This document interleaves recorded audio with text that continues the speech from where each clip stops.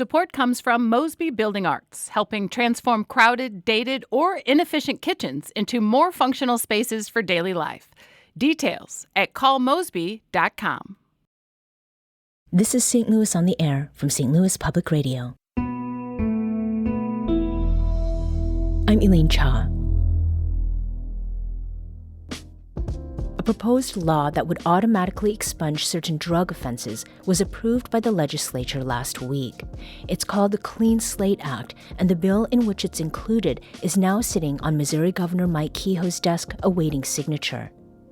We talked about the Clean Slate Act in March with Mallory Rusch, Executive Director of Empower Missouri, and Patty Berger, President of the St. Louis chapter of All of Us or None. Both organizations advocate the civil rights of formerly incarcerated people. And we want to revisit that conversation today. I'd first asked Mallory to explain how expungements operate currently in Missouri.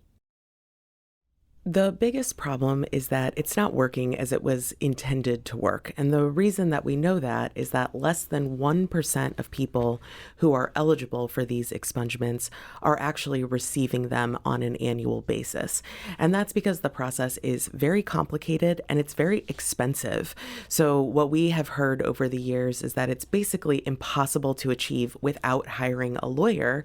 And the individuals who need these expungements are often not individuals who can afford a lawyer. We've heard from legal aid clinics across the state that they get inundated with these type of requests, and they're often not able to help because of their already enormously large caseloads. And so we know that, if we've already said these folks are eligible for a second chance and a fresh start, why are we making them jump through a bunch of administrative hoops to be able to get that? Mm-hmm. So the intention there is for fresh start. That's correct. Okay. Now, not all crimes are eligible for expungement. This generally covers non-violent crimes, including some felonies. Does the Clean Slate Act change that eligibility? It does not. So something that is true in both Illinois and Missouri is that it's maintaining the exact same eligibility that exists for expungements under Missouri law. It's just saying if we've already decided that this is an offense that qualifies for an expungement, you should receive that automatically once you have met a list of additional qualifications in order to receive that expungement. Mm-hmm. What are some of those qualifications? So primarily it's a waiting period. So in Missouri, you have to wait for a year to get a misdemeanor expunged from your record and 3 years for a felony. And during that time, you cannot have committed any other violations. So basically you have to sort of prove once you're out of prison and back in the community that you are committed to being a law-abiding citizen by not committing additional offenses. The only additional thing is that if you do owe restitution to someone for a crime, you do have to pay that restitution before you're eligible to have your record expunged. Mm-hmm. Now, Patty, All of Us or None is a nonprofit that advocates for formerly incarcerated people and their families. What are you hearing from your members about the expungement process as it exists now, and especially around how it needs improvements? Yes, most of our members are formerly incarcerated people or families of incarcerated or formerly incarcerated people. We have found that even though people are eligible and they may have the crimes that are on the list, they still may not fit the criteria. I'm one of those people. Mm-hmm. I have been out of the system for 25 years.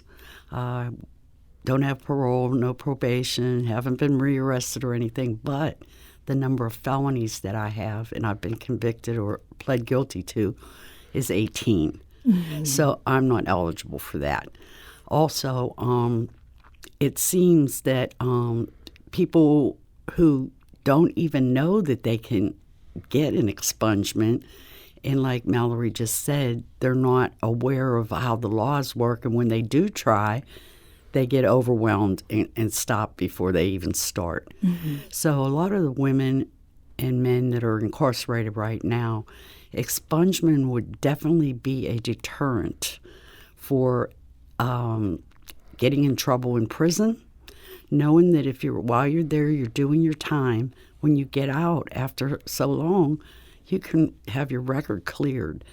And I am hoping, though, that maybe if Clean Slate gets through the legislative process this year, there is a clause in there that if age 65 or older, you can have your record expunged. So I hope that that can work for me. Mm-hmm. But even if it doesn't, I've been doing this work long enough, and I know that it would mean the world to families and people that are affected by it. Mm-hmm.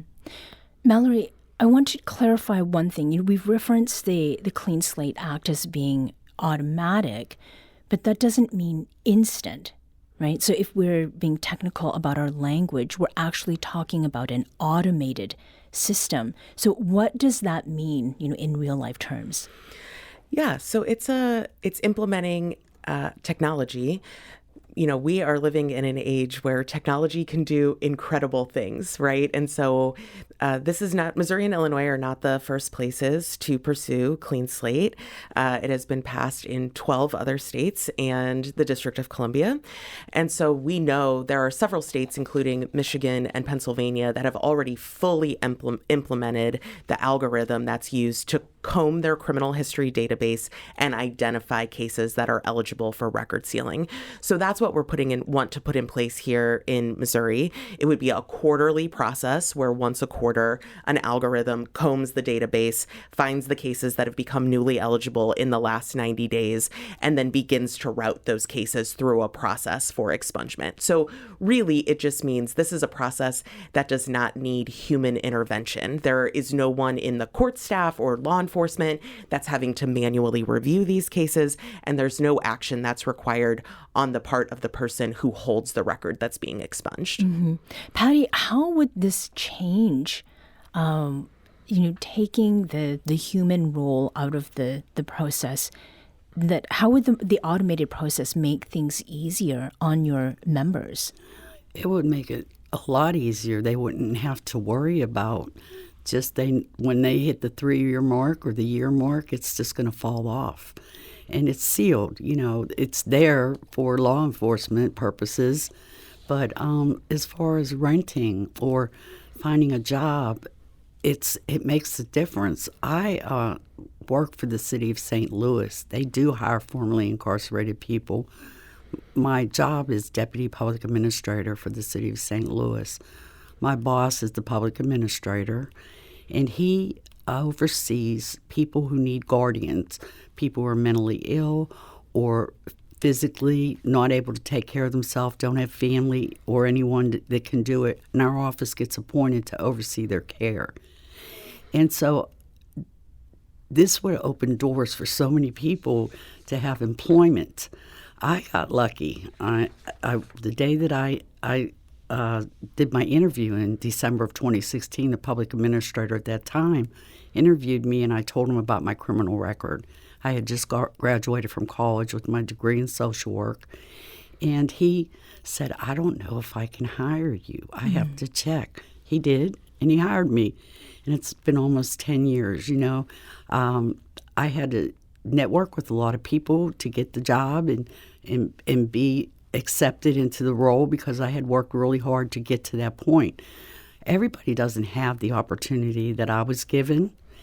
Some people, and early on when I got out, I worked at Motel 6, cleaning rooms. I had one crappy job after the other. Mm-hmm. But, it gave me a work history and it opened doors for me, and I'm very fortunate and I'm blessed and I know it. And that's why I do the work that I do with All of Us or None. We're a national organization. We have chapters in about 30 cities. And St. Louis chapter started in 2018. So we've done a lot of work here in Missouri, changing legislation.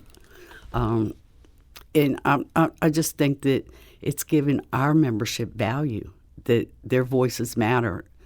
We believe nothing about us without us. Mm-hmm. You're listening to an encore presentation of my conversation with Mallory Rusch, Executive Director of Empower Missouri, and Patty Berger, President of the St. Louis chapter of All of Us or None. We spoke in March about the Clean Slate Act, which now sits on Governor Mike Kehoe's desk awaiting signature. Here, we continue our conversation by discussing how the Clean Slate Act, which has versions in several other states, came to Missouri. Here's Mallory Rusch. Yeah, we started working on this over 5 years ago. We heard that there was this movement happening in other states, and we're always looking at positive reforms for the criminal justice system in Missouri that are likely to help the largest number of people. And so what we knew at that point is that we were seeing so many folks who are reentering the community after these prison sentences and just really struggling. There are so few folks who are willing to hire individuals who have a past criminal record, and so many individuals who don't want to rent to individuals with a past criminal record. And so if you think about it, two of the most foundational things that any person needs is the ability to provide for themselves and a safe place to put a roof over their head at the end of the day. And what we were seeing is that folks reentering society weren't being able to get either of those things, largely due to this huge proliferation of background checks that have happened over the last 20 years or so as the internet has become a household norm. And so what we talk about a lot is that what was happening in the system, the way these folks were being punished for the rest of their lives because of these criminal records, was never the way that our criminal justice system was actually designed to work. And so we saw this as a real opportunity to intervene and course correct back to the way that the system was supposed to be designed, which was that you have a punishment that is commensurate with the level of harm that your crime has done, not that you punish people for the rest of their lives. Mm-hmm. Now, last week, the Clean Slate Act passed the Missouri House of Representatives, so it's not a law yet. But thus far, this is the farthest that it has gotten on the pathway to becoming one. What changed this year, Mallory? It was so exciting. It passed the House. I have to brag on this because it passed with a 140-7 vote margin. So it didn't just pass, it passed with overwhelming support. And that's something we're so proud of, because I think when we started talking about this legislation 4 years ago, legislators were a little wary of, is this something we need to do? We already have a process in place. Can't people just use the petition-based system? And through a lot of advocacy and through bringing wonderful groups like All of Us Are None and other groups that serve personally impacted individuals to the Capitol to tell their stories, we've really been able to chip away at that to the point where this year, when we're sitting in hearings, everyone is like, yep, this is a thing that we need to do. It's important. It's necessary for the economy in Missouri. It's necessary to take the burden off social service organizations in Missouri. And so we no longer have really any sort of opposition to the idea of clean slate. The only thing that lingers is concerns about the technical implementation of the policy here. And so, Missouri's systems are a little antiquated. They tend to be a little behind the rest of the country. And so I think the conversations that are happening now is, how can we be sure that the systems will work? I know that our organization and many other organizations working with us strongly believe that it is possible to implement this technology. We're just doing a little more convincing of some of the folks with a little bit more of the Luddite-ish tendencies among us. Now, I mentioned earlier that Illinois has already passed its own version of the Clean Slate Act, and in doing so, it became the 13th state to implement such a policy and was signed into law in January, and it will go into effect starting in 2029. Artenise Myrick is the deputy director of Live Free Illinois, and in an interview last week, she talked about how the Illinois version of the Clean Slate Act spent years trying and failing to become law. I think a lot of it was very much some legislators being fatigued about criminal justice reform bills. We passed a historic bill in Illinois called the Safety Act, and so sometime a little bit after that, some lawmakers were a little bit weary of that. But I think that attests to the good organizing that happened from the Clean Slate Illinois Coalition. We didn't just workshop this bill as a criminal justice reform bill. We talked about it as a workforce development bill. We talked about it as an economic development bill that would bring over $4.7 billion to Illinois' economic arena. And so we were able to, I think, surpass those hurdles to make sure that we can get the bill workshopped. Patty, what comes to mind for you hearing that? What comes to mind more than anything is sometimes just changing a few words makes it acceptable for our lawmakers. And I've been doing this about 25 years now, and I have learned that we all can work together. It's sometime in the presentation, and I've learned to speak and do things a little bit differently. I used to have a little bit of a radical side. I felt like it was a moral thing. You should understand. Why can't you understand? We need jobs, and our families need parents. And I've come to know that other people's concerns matter too. And I listen to them, and I try to find a way that we can both get along and do it together. I've been working with part of the coalition, the Community Justice Coalition with Empower Missouri. All of us are known as been a member of that for years. So, it works when you do it together. Mm-hmm. Mallory, what are you looking for as the Clean Slate Act moves to the Missouri Senate? Yeah, well, we've actually already had an initial hearing in the Senate on the Senate-filed versions of the bills. This is a bipartisan effort in both chambers. So there were 4 different bills filed this year, one from a Democrat and one from a Republican in each of the chambers. And so the Senate has already begun the conversation, which is great. I think that the initial hearing went very well. And so now I think that, in the legislature is preparing to go out on spring break. They're off next week. And so once they come back, then we're kind of off to the races, right? It's the final 8 weeks. And I think truly the largest battle will be demonstrating that Clean Slate should rise to the top of the list of all the bills that they're considering to ensure that this is something that actually gets done this year. And Patty, what's your hope for what the Clean Slate Act could do for members of your group?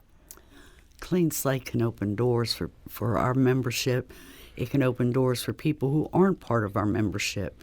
I think there's 500,000 people who would be eligible for having their records, expunged if we can get it done here in Missouri. So I look at it as a big picture, a lot of, people finding decent jobs that they can raise their family on and have, maybe have a vacation once in a while. I even now, I work more than one job. I have a couple consulting jobs, and I have 5 grandchildren. I have 2 adult children. My son is a captain in St. Louis Fire Department. My daughter lives in D.C. And I spent a lot of time with family, which I didn't get to do a long time ago. So I know how important it is for people. That was Patty Berger, president of the St. Louis chapter of All of Us or None, and Mallory Rusch, executive director of Empower Missouri. We spoke in March about the Clean Slate Act, a measure that will expunge the records of Missourians who are charged with nonviolent crimes such as a felony or misdemeanor drug possession and unlawful use of drug paraphernalia. The bill passed the legislature last week and awaits Missouri Governor Mike Kehoe's signature.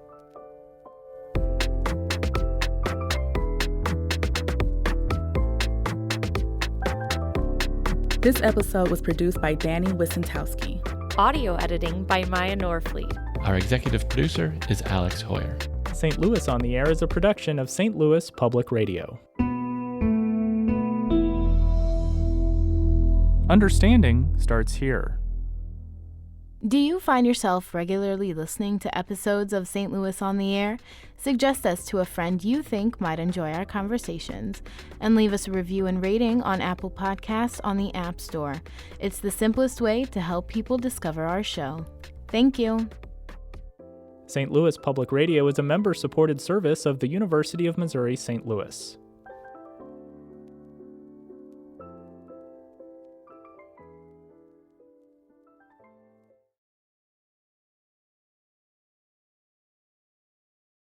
Hi, I'm Laura Hamden, and my colleague Jessica Rogan and I are your daily hosts of the Gateway newsletter.